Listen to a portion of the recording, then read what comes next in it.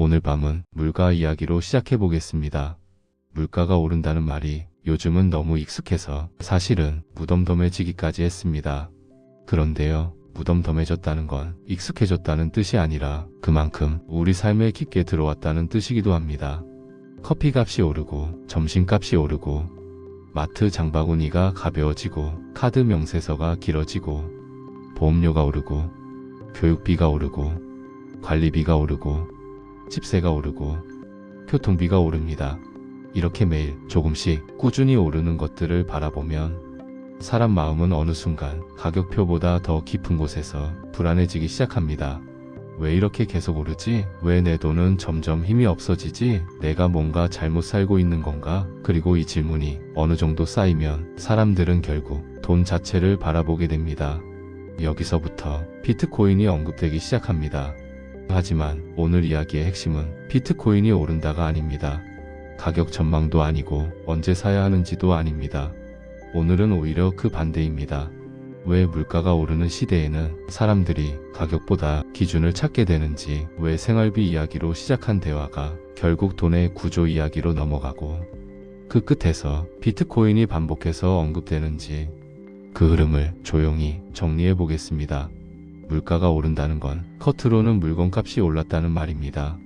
그런데 더 정확히 말하면 물가 상승은 돈의 구매력이 떨어졌다는 뜻입니다.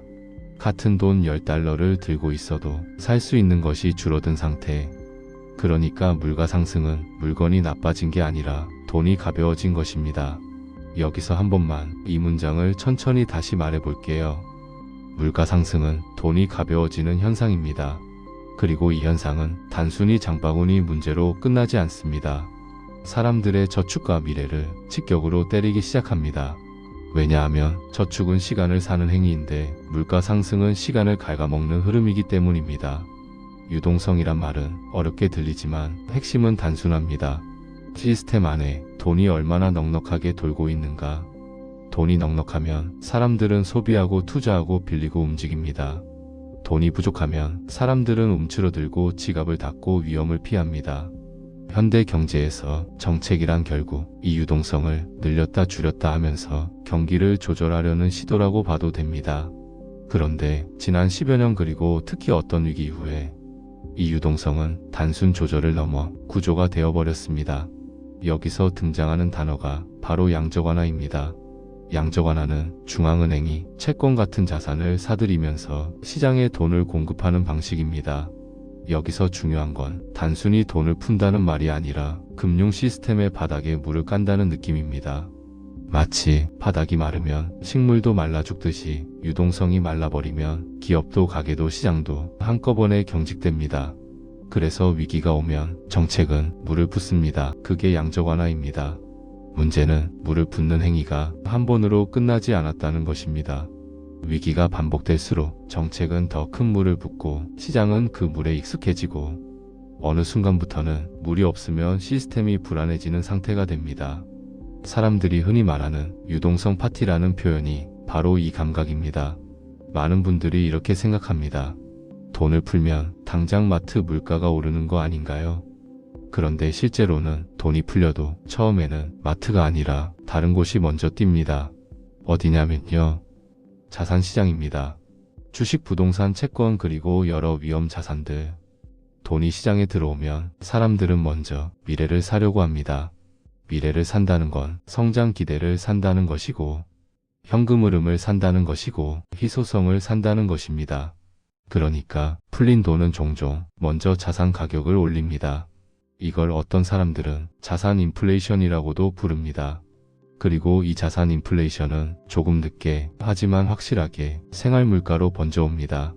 왜냐하면 자산 가격이 오르면 임대료가 오르고, 임대료가 오르면 가게 운영비가 오르고, 운영비가 오르면 제품 가격이 오르고, 제품 가격이 오르면 생활 물가가 오릅니다.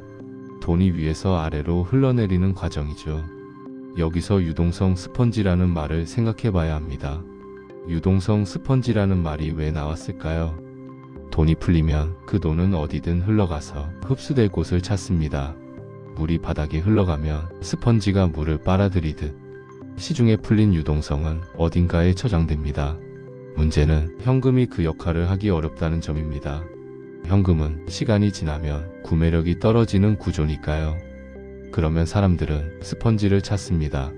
유동성을 흡수하고도 쉽게 새지 않는 곳, 시간을 어느 정도 견디는 곳, 전통적으로는 부동산이 그 역할을 했고, 금 같은 실물 자산이 그 역할을 했습니다. 그리고 어떤 시대에는 주식이 그 역할을 하기도 했습니다. 그런데 물가가 오르고 통화가 늘어나는 시대가 길어질수록 사람들은 더 강한 스펀지를 찾습니다. 이때 비트코인이 언급되는 겁니다. 비트코인은 사람들이 좋아서만이 아니라 구조가 특이하기 때문에 계속 언급됩니다. 비트코인의 가장 큰 특징은 공급이 임의로 늘어나기 어렵다는 점입니다. 우리가 익숙한 돈은 필요하면 늘립니다. 경제가 흔들리면 완화하고, 시장이 무너지면 유동성을 공급하고, 금리가 부담되면 조정합니다. 그런데 비트코인은 그 반대에 가깝습니다. 정해진 규칙이 있고 공급은 예측 가능하며 누군가의 회의 한 번으로 갑자기 많이 찍어낼 수 없습니다. 이 특징은 평소에는 불편하게 느껴질 수도 있습니다. 하지만 물가가 오르고 돈의 신뢰가 흔들릴수록 사람들은 이 특징을 다시 바라보게 됩니다. 내 돈이 가벼워지는 시대에 가벼워지지 않도록 설계된 것은 없을까? 이 질문이 비트코인을 호출합니다. 여기서 한 가지를 정확히 말씀드리고 싶습니다. 비트코인을 단순히 인플레이션 헤지라고 말하면 많은 분들이 바로 반박합니다. 그런데 왜 어떤 시기에는 같이 떨어지죠? 맞습니다. 단기적으로는 비트코인이 인플레이션과 반대로 움직이기도 합니다. 왜냐하면 단기 시장에서는 물가보다 유동성 조건이 더 강하게 작동하기 때문입니다. 금리가 오르고 유동성이 빨려 들어가면 위험 자산은 같이 흔들립니다. 이때 비트코인은 완벽한 해지가 아니라 유동성에 민감한 자산처럼 보일 수 있습니다. 그래서 오늘은 해지라는 단어를 너무 단순하게 쓰지 않겠습니다. 오늘의 핵심은 해지가 아니라 기준입니다. 물가가 오를수록 사람들이 비트코인을 말하는 이유는 단기 방패가 필요해서가 아니라 장기 기준을 찾기 시작해서입니다. 물가가 오르면 정책은 종종 금리를 만집니다. 금리를 올리면 돈을 빌리는 비용이 커지고 소비와 투자가 줄어들고 경기가 식고 물가 압력이 완화된다는 논리입니다. 그런데 여기서 사람들이 진짜로 느끼는 건 이자가 오른다가 아닙니다. 미래가 불확실해진다입니다. 금리가 오르면 대출 이자가 오르고, 이자가 오르면 가계의 여유가 줄고, 여유가 줄면 소비가 줄고, 소비가 줄면 기업도 움츠러듭니다. 이 과정에서 사람들은 더 강하게 안정과 기준을 찾습니다. 그리고 아이러니하게도 그때마다 비트코인은 더 많이 거론됩니다. 왜냐하면 사람들은 깨닫기 때문입니다. 내 삶을 지키기 위해서는 단기 예측이 아니라 장기 설계가 필요하구나. 물가는 단순히 가격표의 숫자가 아닙니다. 물가는 사람들이 통화를 얼마나 신뢰하는지를 일상에서 보여주는 지표입니다. 사람들이 통화를 100% 신뢰한다면 사람들은 돈을 그냥 들고 있어도 불안하지 않습니다. 하지만 돈을 들고 있는 것 자체가 불안해지는 순간이 오면 그 사회는 무언가를 찾기 시작합니다. 금일 수도 있고 부동산일 수도 있고 외화일 수도 있고 어떤 사회에서는 심지어 생필품일 수도 있습니다. 그리고 디지털 시대의 일부 사람들은 비트코인을 찾습니다. 예전에는 가치를 저장하려면 물리적인 공간이 필요했습니다. 금은 보관이 필요하고 현금도 보관이 필요하고 부동산은 관리가 필요합니다. 하지만 우리가 사는 시대는 점점 더 디지털로 이동했습니다. 돈도 디지털이고 결제도 디지털이고 거래도 디지털이고 국경 간 이동도 디지털로 연결됩니다. 이 시대에 가치 저장이라는 주제도 자연스럽게 디지털 형태를 갖춘 후보를 찾게 됩니다. 비트코인은 그 후보 중 하나입니다. 그리고 물가 상승은 그 후보를 더 자주 떠올리게 만듭니다. 물가가 오르는 시대에는 비트코인 이야기가 처음에는 가볍게 시작됩니다. 요즘 비트코인 어때? 사람들 많이 하던데? 그런데 생활이 빡빡해지고 미래 비용이 무거워질수록 이 대화는 성격이 바뀝니다. 도대체 돈이 왜 이렇게 되는 거지? 내가 가진 현금은 왜 시간이 지나면 약해지는 거지? 내 아이의 미래 비용은 왜 계속 커지는 거지? 이 질문들이 쌓이면 비트코인은 더 이상 한탕 자산이 아니라 돈의 구조를 묻는 질문과 함께 등장합니다.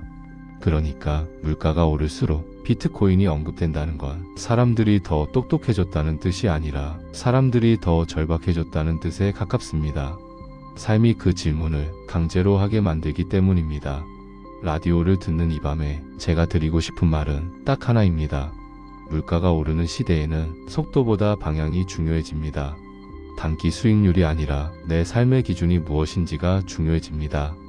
왜냐하면 물가 상승은 우리에게 계속 묻기 때문입니다. 당신의 돈은 어떤 기준 위에 놓여 있습니까? 이 질문이 불편할수록 사람들은 기준 후보를 찾습니다. 그 후보들 중 하나가 비트코인입니다. 정리해 보겠습니다. 물가가 오를수록 사람들은 돈의 구매력이 떨어진다는 것을 체감합니다. 이 체감은 저축과 미래 계획을 흔듭니다. 흔들리기 시작하면 사람들은 기준을 찾습니다.